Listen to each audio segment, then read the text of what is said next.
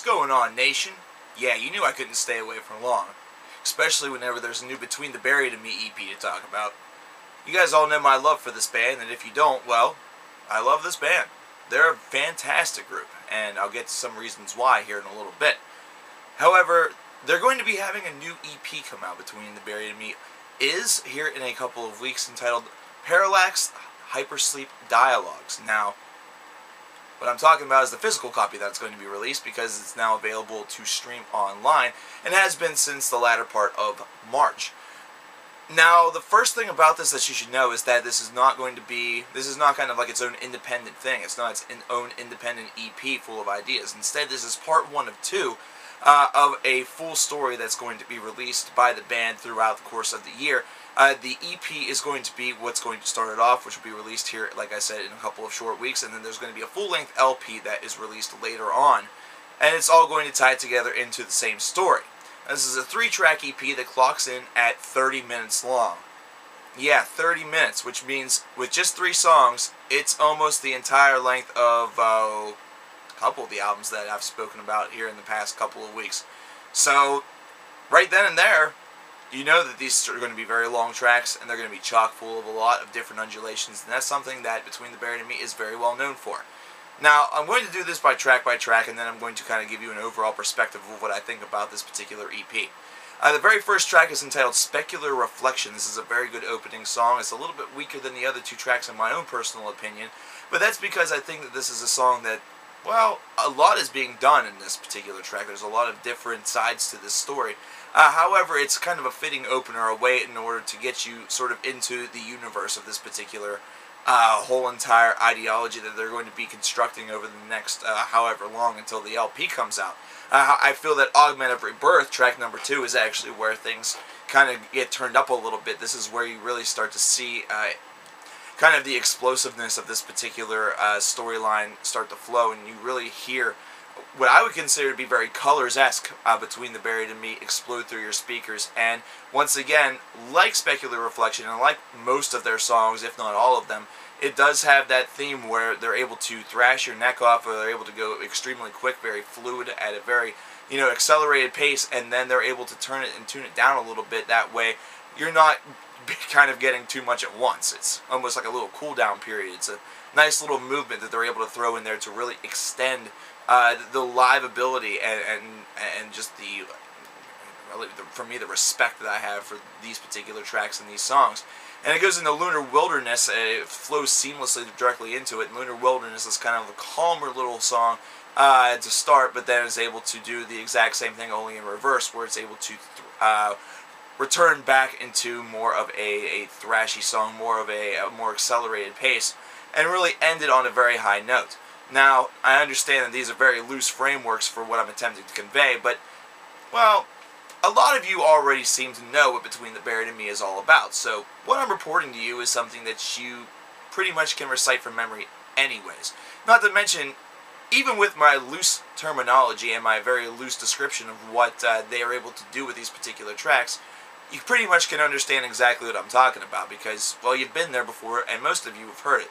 This is not something where I'm so much exposing this band to a lot of people for the first time, but if I am, well, then this is something I definitely recommend. Even though this is just an EP. The reason why I think that's really true is that for newer fans, this is almost like a nice little first taste of what Between the Buried and Me of recent memory is really able to accomplish and put out. Now, this undulating style that I've been speaking about is something that they've been able to do throughout their whole entire career. However, these longer, lengthier affairs, these epic songs, is something that they have done more recently, ever since the Colors album was released a number of years back in 2007. So this epic idea is something that's a little bit more recent. However, the whole ideology behind the framework and the construction of their music has kind of always been there ever since the inception and the original self-titled LP. Now, the best way that I would describe Between the Buried and Me to a new fan, and especially a fan who already likes metalcore, but might be a little bit intimidated or scared by that whole progressive banner that goes kind of along with it, well, think of it like this.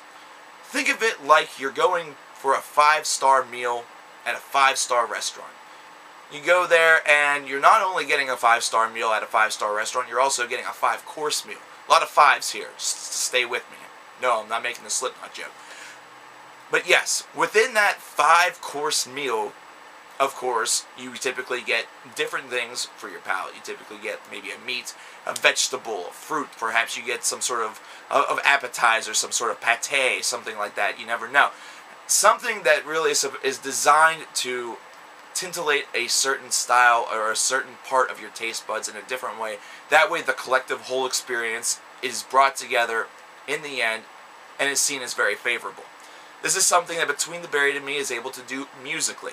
This is a band that, as I said, is very prone and very fluid in how tight that their sound is, not to mention how they're able to move forth at a very accelerated pace, which is very resemblant of either metalcore or mathcore, but they're also able to do it with that progressive arpeggiation and that progressive virtuosity that has been seen in bands such as Born of Osiris, like I had mentioned here a couple weeks ago, and also Obscura, which I mentioned just last week.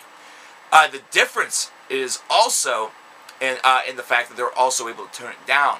They're also able to slow it up a little bit. They're able to do and channel other sides to that to your musical palette, the musical palette that you have inside your mind as opposed to inside your mouth. And it's able to soothe all sides of those. That way, whenever the experience is complete, you're left thirsting for more, but you're very satisfied with what you hear. This is the reason why this band has received such universal acclaim by a lot of different fans. Even though the songs are epic, even though the songs are long, and sometimes long songs are a very large turnoff for people, there's just so much going on. Not to mention, they also incorporate a little bit of tongue-in-cheek in there, in the fact that they're able to add little samplings in there that are just really unique, or they have the one song where it sort of sounds like, at one point, a carousel from hell. Things like that that just bring the whole experience together, link it all into one, and it kind of puts a bow on it. Merry Christmas. So once again, Hypersleep Dialogues, the EP, is only part 1. The LP will be coming soon, later on this year.